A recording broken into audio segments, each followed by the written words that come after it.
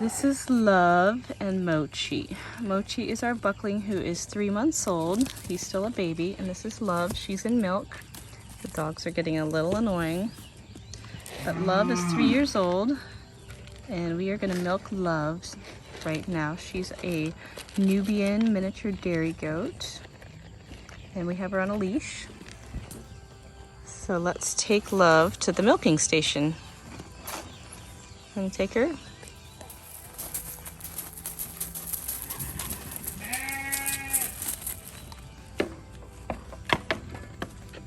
Good job, Love. Yeah, look at her. She's so good at that. And then we just put that part over there, yeah. Leash. And then we spin it around a couple times. And then just loop it back across the other side. Okay.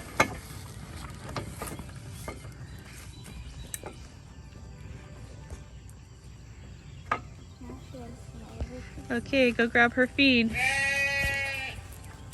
This little buckling is like, I want to get your feed too. She's got some nice full udders today. Nice and full.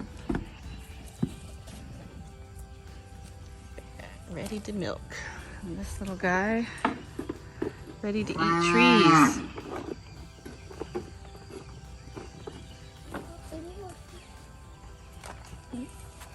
So we got Love eating her food, buckling nearby.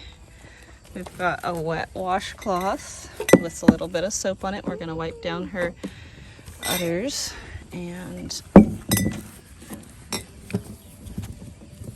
just wipe around this area that we're gonna milk.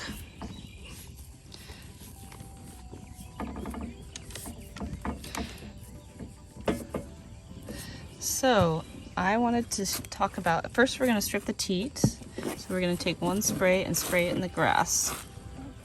So the amazing thing about my dairy goat is she will easily give a gallon of milk a day. Wow, she's really full. If I milk her twice a day.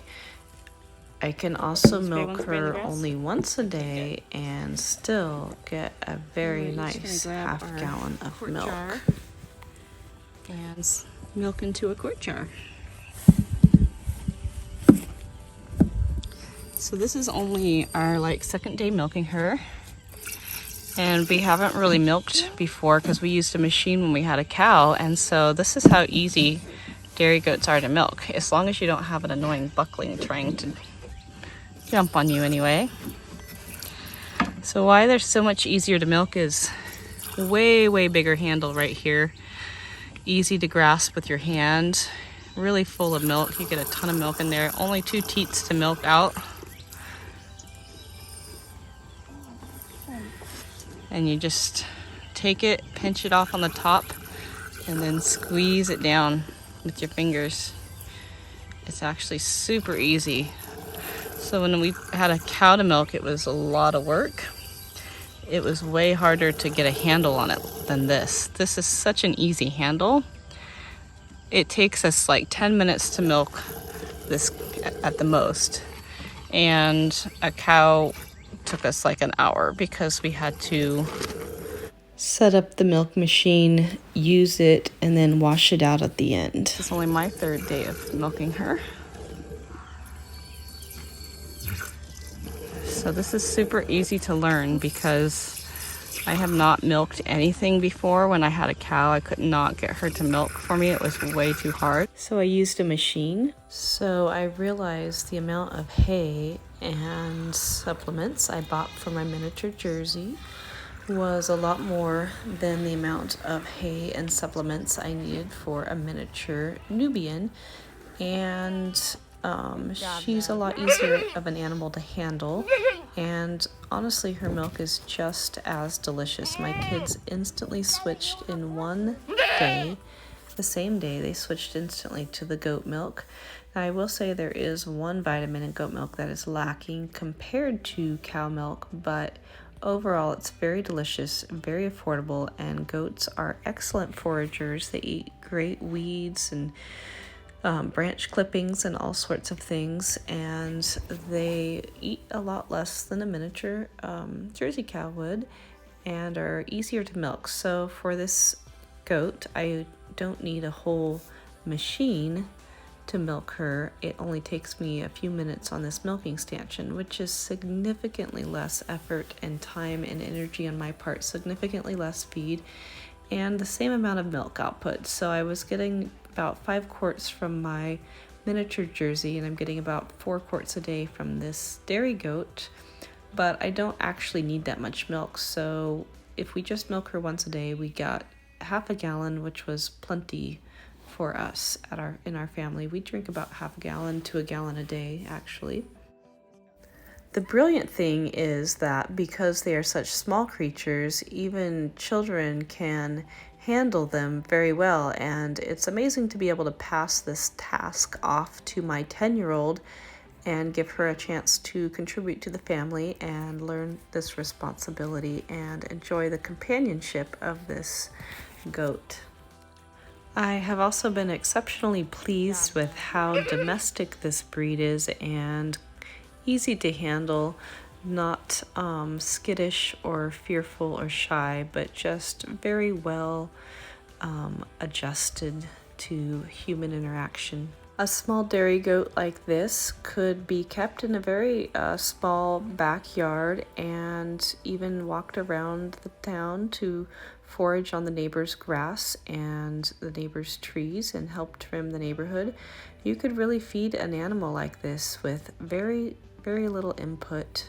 I honestly think these are one of the most brilliant creatures for providing nutrient-dense foods to families in a very sustainable and affordable way. Raw milk is one of the most exceptional nutrition, especially for the developing bodies of children, and of course for pregnant and nursing women, as well as for graceful aging and strong bones and teeth. I have been exceptionally happy with how sturdy my children have been, how resilient they are, and how their bones are so strong. No matter how many terrible falls they've had, they've never broken, fractured, or injured anything. And I always give thanks that we've had education and access to raw milk since about the last 6 years of their lives.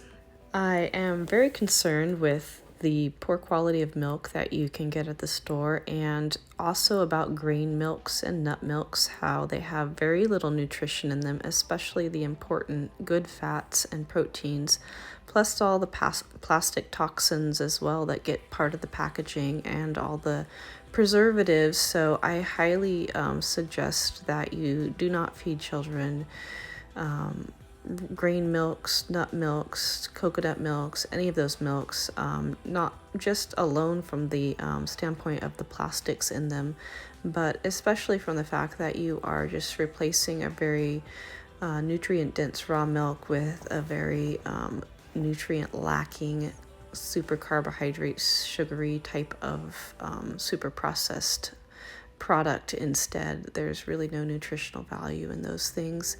And there's so much nutritional value in raw milk. The enzymes, the digestive enzymes, the lactase, the lactose, how it digests in your stomach, how it builds your immune system is just amazing. How it rebuilds your gut, how it often heals children of many different types of things that ail them.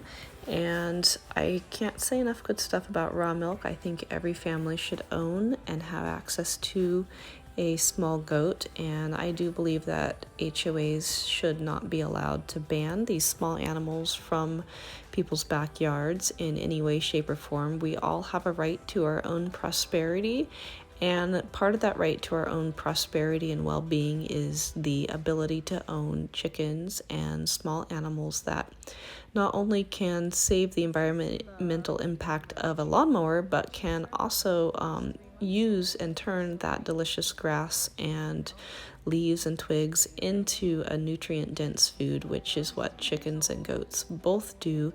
They not only fertilize, but they give back with amazing, delicious food. And really that's the relationship that we are meant to have with the animals and creatures of the earth, is they give back to us and they give back to the earth with their fertilizer and with the way that they trim the grass to keep it from suffocating itself, and all the other ways. I highly recommend you check out Alan Savory's TED Talk, which is really what got me extremely interested in grazing and herding animals, and how they really do heal the land, and how we are meant to be a part of that process in stewarding the land and stewarding the animals, so that we can all thrive together, and so that the earth as well will thrive while we steward it together. Thanks for watching this video, and I really pray that good fortune will come to you, that you will be able to own your own miniature dairy goat, and that you will at least be encouraged that it's not a difficult task, and that it's a very enjoyable one, and that it's not hard even for the most beginner like I am and was. It's such a great animal to own. It's super easy to work with, and I really hope you get a chance to have one of these beautiful, sweet, gentle, and beneficial goats in your life as well. Bless you. This is Chloe from Happy, Healthy, and Homegrown.